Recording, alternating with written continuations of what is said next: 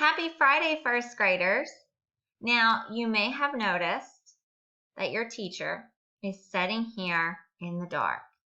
And it's not because I lost power in my house. It's because it is Free Reading Friday.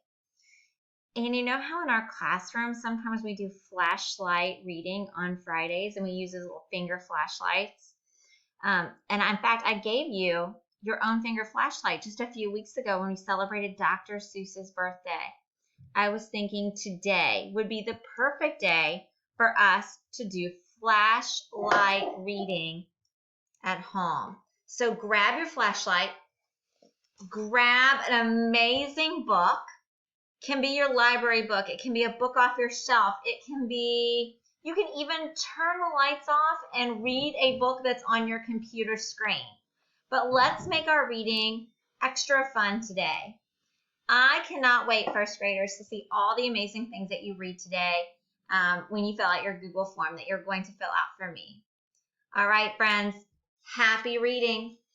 Get started. I know I'm going to read by flashlight today.